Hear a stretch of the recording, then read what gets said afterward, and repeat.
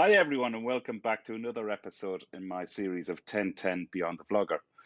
As I'm sure you definitely know by now, the idea of this series is to find out more about the real person behind their social media avatar. Now, just before we kick off, I must apologise for the dull background behind me because I'm in a hotel room in Galway.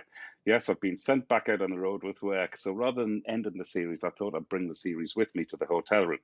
But what I can promise you, and what isn't dull, is my next guest, the first Irishman I've actually had on the show, apart from myself, that is. He's better known to you and I as the Gorilla Biker. His real name is Michael. Michael, you're very welcome. How you doing? Good, yeah. As well as Good can lad. be, I suppose. You probably know the hotel where I'm staying very well, I'd say, as a fellow Irishman, but I won't mention it because they don't deserve a plug. So without further ado, are you happy enough if I start the rev counter? Absolutely, go for it. Okay, here we go. 3, 2, 1. Okay, first off, how old are you? How tall are you? Where are you from? And what's your background? I've just realised that sounds like an opening question on Who Wants to Be a Millionaire. So Hey, if it you want, you works. can phone. If you want, you can phone a friend. I think I'm okay with most of the answers. The age Yeah, one well, might be difficult. but answer 4 questions in one there, Michael. This is going to be the toughest question in the lot. I am 28. I'm 29 in a month, actually. Yeah, in a month. So I'm preparing for my 30-year-old bike purchase. You know, that's when I get a good one. Um, where am I? How tall am I? I'm 6'7", ish. I think I haven't been measured in a while, but I was told I was. I'm from Kilkenny, and my background is engineering, I suppose, and just tinkering in sheds my whole life. Where did the bikes come into it, Michael? And what do you get out of riding bikes? Well, I've always had a bit of an obsession with motorsport in general. You know, growing up F1, MotoGP, the whole lot. Um, and then cars were kind of came first because Ireland and parents and whatnot. I was, shoved into the cars, but always wanted a bike, and then I got a bike, and bikes have completely taken over because they're just more fun. What I get out of them, I suppose, they're 90% of my life at this point. You know, like work is fine, that's to pay for bikes. But most of my hobbies, including going places to see things, and the new track day stuff, I suppose now as well, is it's all bike revolves around bike. Plus, I just like working with my hands, so fixing bikes and doing up bikes as well. So yeah, everything.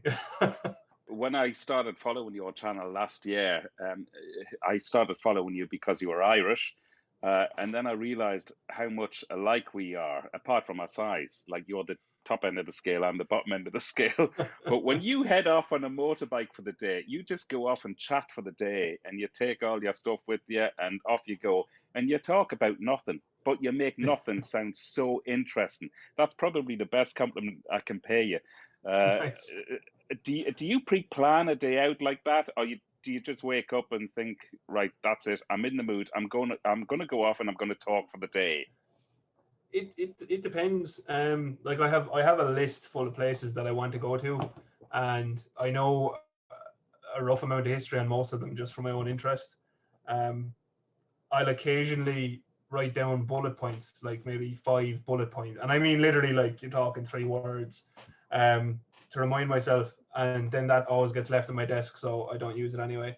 But yeah, most of the time I just kind of go somewhere and just talk about whatever pops into my head and hope I find something interesting on the way. So that's a lot of it, yeah. I often think when I'm riding around, on the spur of the moment with, like you say, unplanned things, that we're absolutely blessed living in a country like Ireland for the roads we have, the scenery we have. Do you think Ireland is an untapped mecca for bikers? Should we be publicising it or should we keep it a big secret? I think it is definitely an untapped mecca, and I think we should publicize it because it would, like, at the moment, obviously, and you probably know this yourself, or well, not probably, you definitely know this yourself.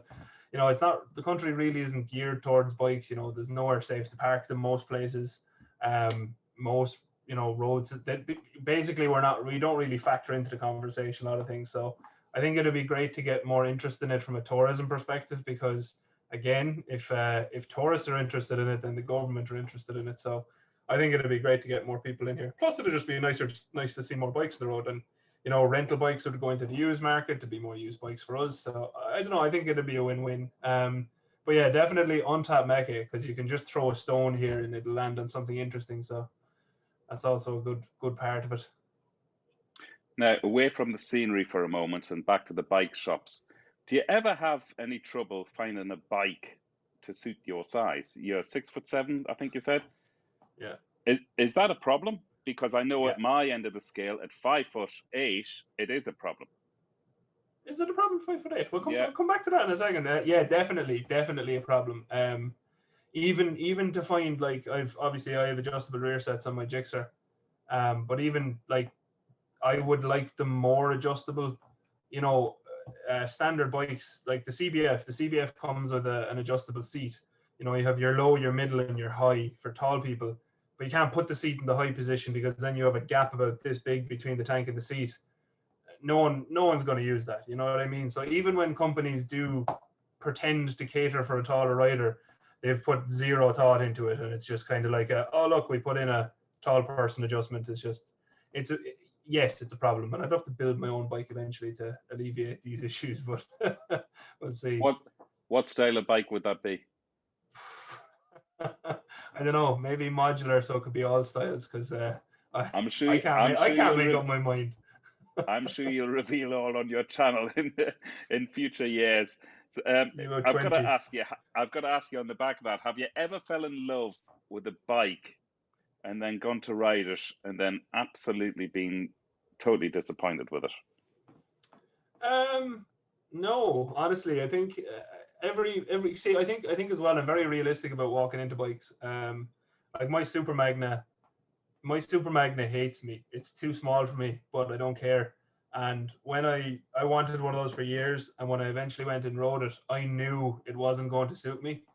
But when you kind of walk in with very realistic expectations of this is not going to be comfortable, so you've already resolved yourself to that piece, and then the rest of it is just the rest of it's the fun piece. So it's just if you can I think bring yourself to terms with the fact that you are too tall. Once you're okay with that and you can work around it, I think you can still have a lot of fun on a lot of bikes. So I'll ask you next, Michael. So from your dreams about owning a Super Magna, which you've mentioned there just before, you're now, as I've seen on your recent videos, you're now experiencing track days, but not quite on the Gixxer 750 as was planned. Tell us more. No. Well, the peg fell off. So on the way to the now, when I say on the way, it was only about 10 minutes from my house. But yeah, the peg fell off. So now I always carry a spare. Forever, I will always have a spare one. Show us that peg again, Michael. Yeah, so they're hard mounted replaceable pegs from the crowd I bought the adjustable rear sets off, and unfortunately on the day it decided to it didn't decide. I had obviously cross threaded it when I was tightening everything up the night before, and it just fell off on the way there because the threads pulled loose. So basically those internal threads, I don't know, can you see that there? They just pull loose. So now are you sure that's a peg and not a vape? Because to me it looks very like you could smoke it on the way to the track. You probably could if you got a bit of tobacco into the middle of it or something. Fantastic. Okay, listen, we're running out of the time here, just as you were running out of the journey on the way to the track. Yeah. Let me ask you, and I know you've made a video about this, which is why I was so interested in asking you about this. For you, personal question here, is it about the journey or the destination? The destination, in a way, I suppose. I don't even remember what I said in that video. It's just terrible. I do, and that's why I'm asking you. It's poignant. It is both as well. You know what I mean? Like you can make a journey whatever you want to be. Destination doesn't change really. So yeah, I don't know. I whatever I felt like on that day, I clearly said something I don't remember, but. Yeah, I mean, a destination for me, I like going places on the bike, but you can make, a journey is also very important because you can go there on the motorway or you can go there on all of the roads and experience it all. So both. I'll say both. That's a cop out, Michael, for God's sake. It is, but it's how I feel. What Mm. is next for the Gorilla Biker? A couple of things, hopefully. Number one, get back to going more around more of Ireland, because we've been constrained for so long. That's a big thing. And also, I'd really like to get across, because I planned on doing it last year, to some of the friends I've made on YouTube in Scotland and the rest of the UK. Scotland being first on my list, just because I've always wanted to go there on the bike anyway. But then I'd love to get down to see Hippodrones and Teapot One. I've spoken to him about popping over as well. So we'll see more, maybe longer trips, and obviously then just the continuation of messing with bikes and see what I get next. What's your favourite trip you've done to date in Ireland? In Ireland, ooh, probably not Sell probably. Island, come on. Bod Falchill sponsor this if you sell Island. I don't know, will they? The best trip I've done, it has to be also probably the wettest. We got rained on a lot, but myself and a buddy, we rode down to Ventry Bay. We camped in Ventry Bay, and then we went and did the Connor Pass, and we went and did Slayhead Drive, and came back then as well. So that was probably that and just doing Clarny with my friends as well. But definitely a single trip, that camping, Connor Pass, Sleehead Drive, yeah, all of that. That was the best one. I can Ireland. recommend to anybody watching this, do Connor Pass. I've actually done that in 4 seasons as well, on 2 wheels. I should have done it in an arc Yeah. at times, because I can only describe the Connor Pass in the wintertime as biblical. But It on was 2 wheels interesting. on 2 wheels in the summertime, there's nothing else which can touch it. We're in the world of technology, and motorcycling is full of gadgets these days. I mean, we've got that whole new Aprilia range being released. They've got IMUs, the inertia measurement units, lean angles, wheelie control, and everything. What's the favorite gadget? Now, I'm only asking you this because you have that beautiful old Gixxer 750. And by the way, ladies and gentlemen, if you haven't checked out the Gorilla Bikers YouTube channel, you've got to do that now. I'll put a link below, because the restoration of this bike is just second to none. He's unbelievable, this guy, bringing bikes back to life. So, sorry to deviate there, Michael. Well, thank you. Well, there's a lot of very good restorationists out there who I couldn't hold a candle to. But a quick shifter, definitely a quick shifter.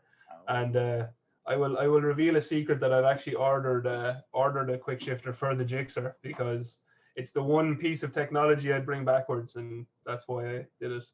So yeah, quick shifter, I love them. But is the quick shifter not going into the future rather than keeping the Gixxer 750 the way it should be? Yeah, it is. Yeah, but I've never been one for like pure, keeping something pure. It's not something I really subscribe to. I like to use my bikes, and even you know I was I think I had the CBF not very long, and I said in a video I've already put 4,000 miles on it, and someone messaged me and said, you've ruined it now because it was a low mileage bike, and I was like, well, why do you think I bought it? So I, my bikes are there to be used, and the Gixxer, the quick shifter, is it changing what it is? Yeah, but so is the adjustable rear sets. You know what I mean? Am I going to change it a huge amount? No, I wouldn't, chop it up or anything like that. In that regard, I do think that would be absolute heresy. But adding little bits like that to make it more fun on the track or whatever, yeah, definitely, I do that. Describe that exhilaration when you get back home after a day out on a bike. I don't know. You kind of feel restored, don't you? That's how I feel anyway. Especially if I'm not out for like a week, like the last couple of days with food poisoning, and I haven't touched my bike, any of them, and yeah, I'd feel kind of drained, and you go out and you ride for the full day, come back, and it's like someone's just topped you back up again. I'm good now.